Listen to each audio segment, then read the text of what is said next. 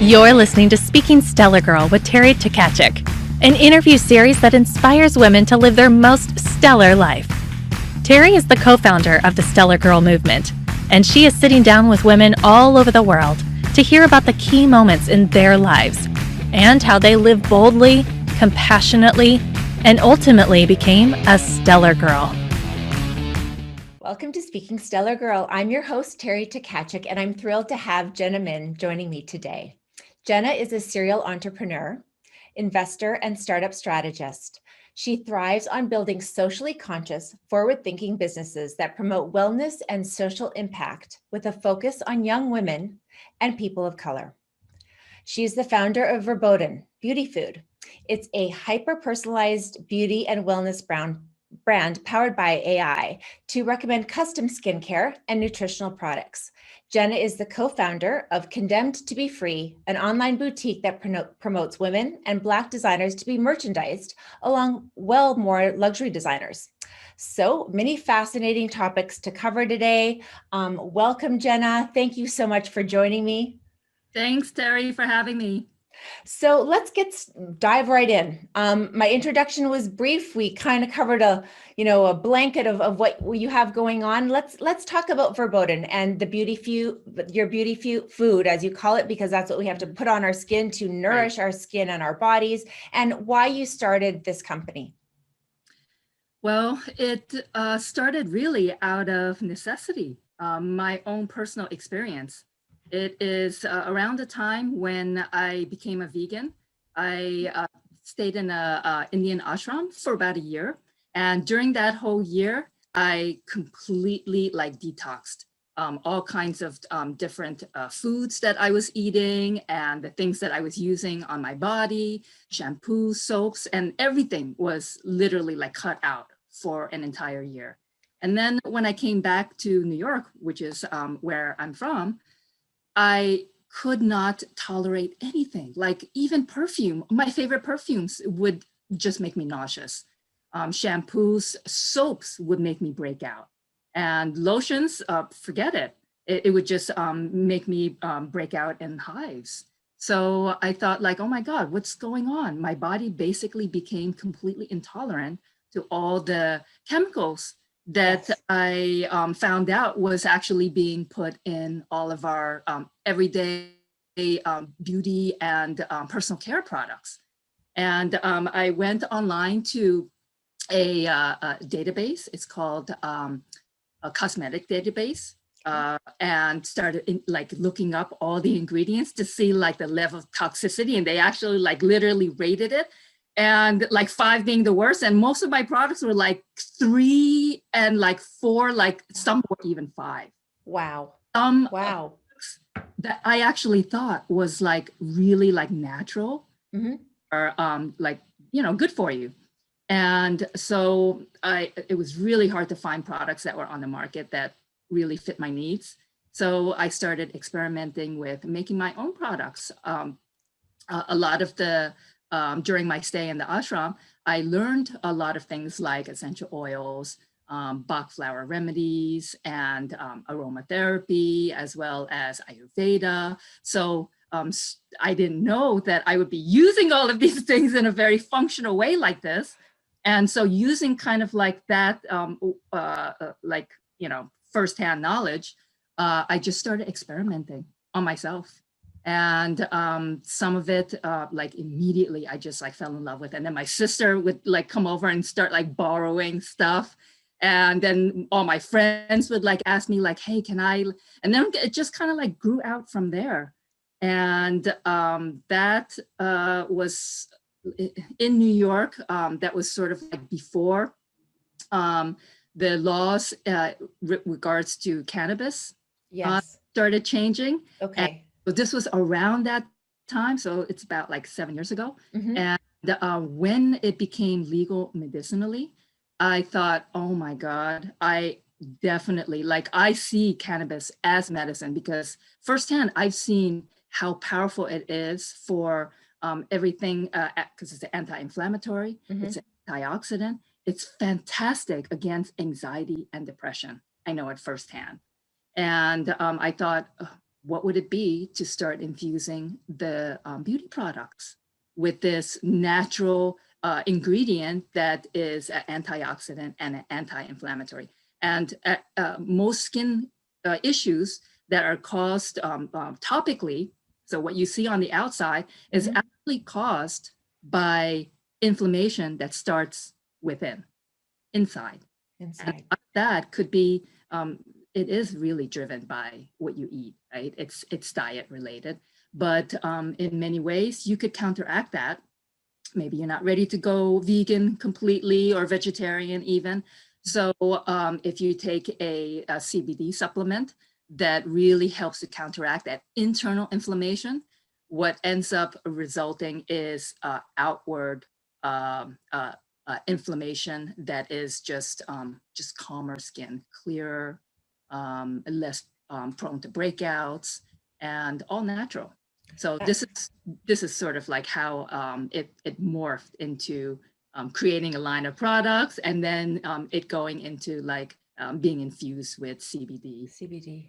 That's fascinating. And everything you've said is so true and rings true with me and my outlook on life, and how we all need to move, and what we put into our body is basically reflects on the outside. And also skin, what you're putting on your skin helps you improve what's going on internally as well. I wanted to say that it's available online on your website and exclusively at the Four Seasons Resort and Spas.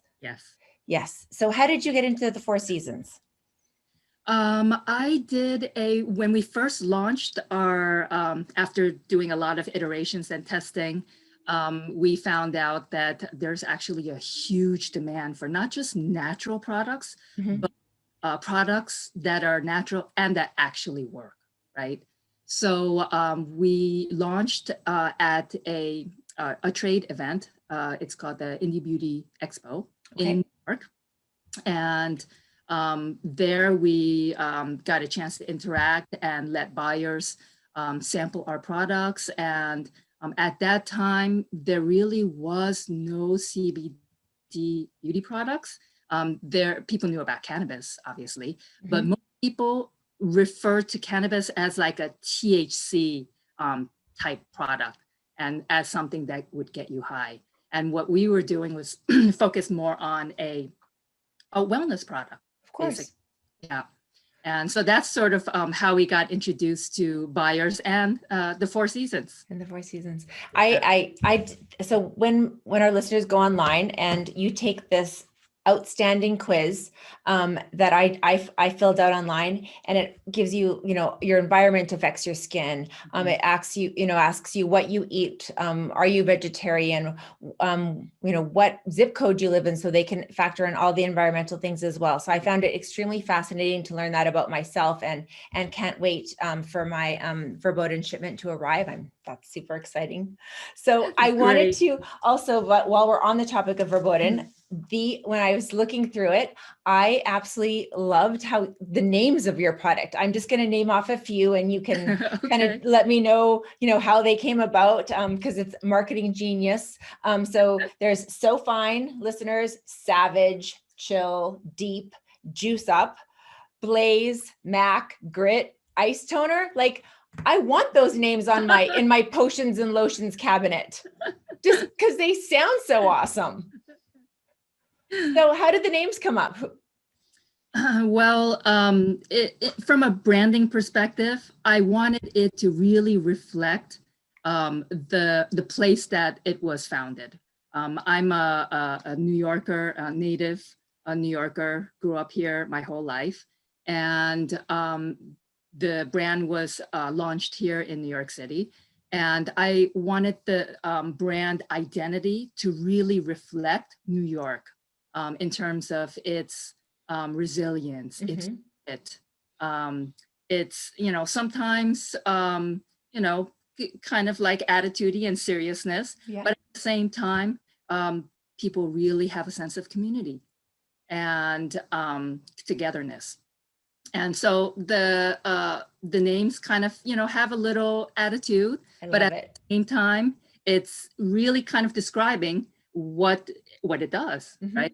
Grit, it's a cleansing oil. Yeah. Get rid of the grit. Remove all the grit. Get it out. Especially if you live in the city.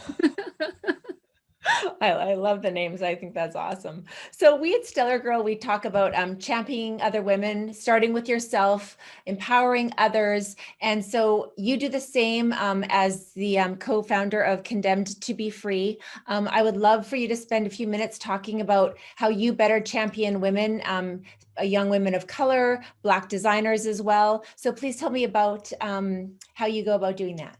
Sure. Well, my background, I actually started off in fashion. Okay. And so in the fashion industry here in New York, I had a lot of friends that were in the fashion industry that were designers and were thinking about or interested in launching their own line or creating or making their own products. And the biggest challenge was the business side of it. So really talented in terms of design, but not really so well-versed on the business side of things.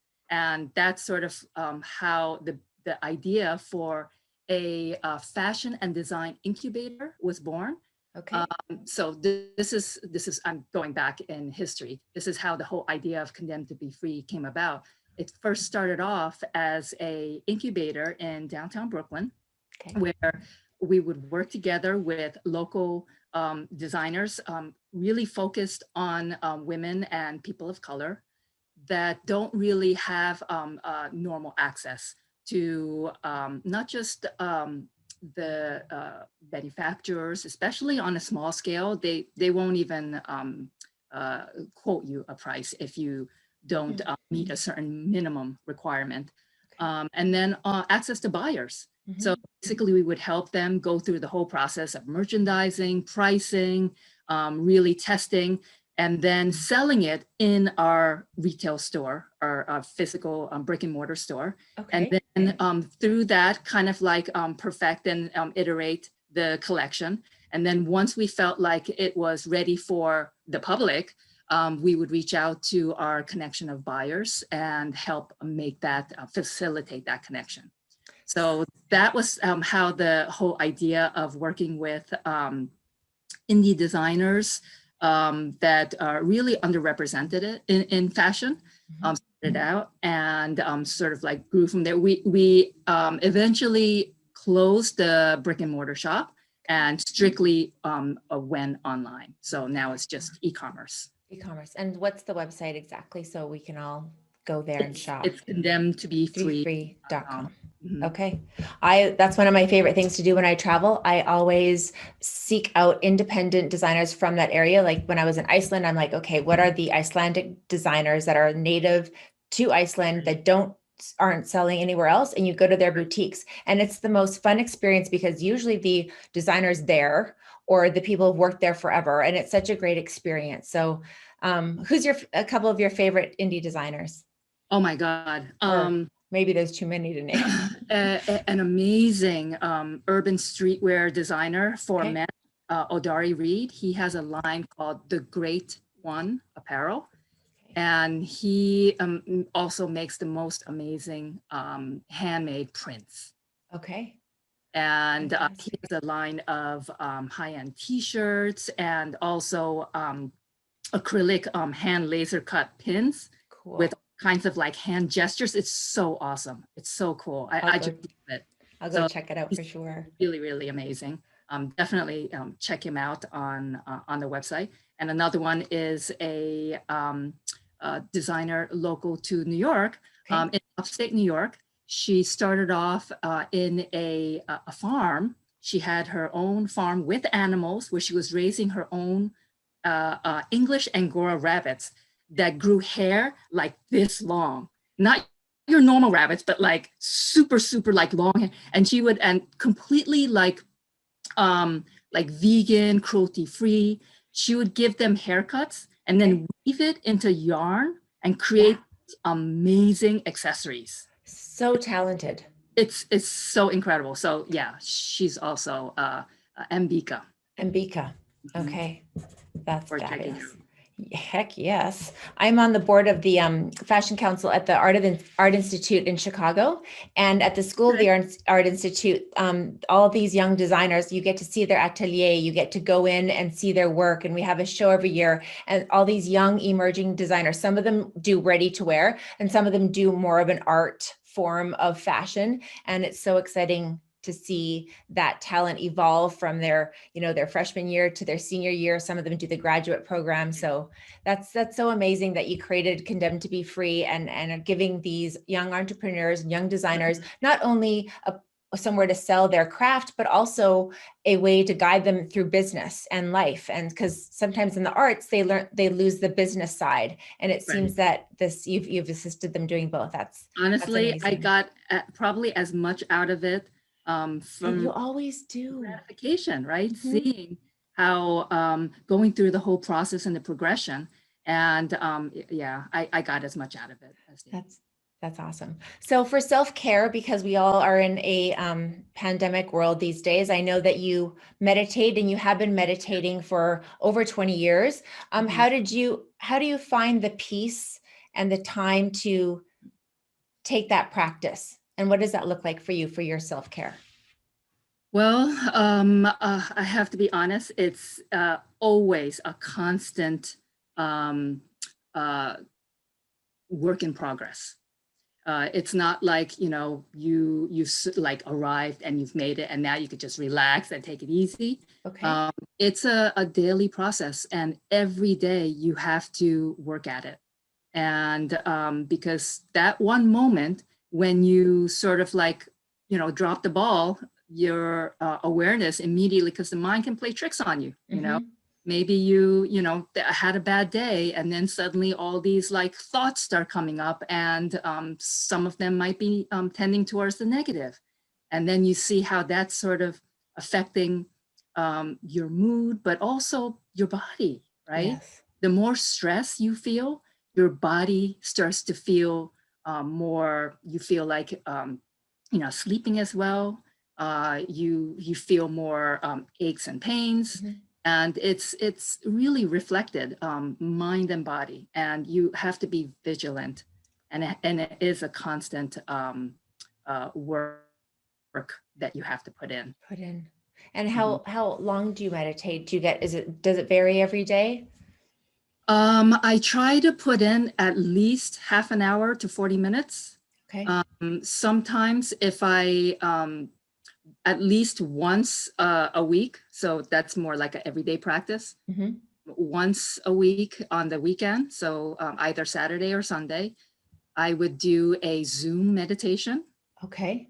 A group. So these are sometimes family, sometimes friends, and sometimes people that are just interested in learning more about meditation and they want to have an experience of it. Yeah. And we would just get onto a group Zoom and do a meditation together. And that would go more like closer to an hour of meditation straight. And then kind of like a discussion for like half an hour after. I call it satsang. You call it what? It's called satsang, where basically you come together and you talk about your experiences. I absolutely love that. When you quoted something earlier when I was mentioning meditation about you're a work in progress. It's a work in progress. One of my favorite quotes from Jess Sims, someone that I work out with. She says that you can be a masterpiece and a work in progress at the same time. So I love that. So you can accept, I am awesome today. I'm a stellar girl today, but I still have so much to work on. Yeah. So I love your approach to all things skincare, to the way you take care of yourself. But I also want to talk about, how this pandemic has affected your business, how as a female executive in the wellness industry, where do things go in the post-COVID world? Well, I don't think that things can ever go back to the way they were. Okay. Right? It can't. There's literally like whole industries went away and new ones cropped up.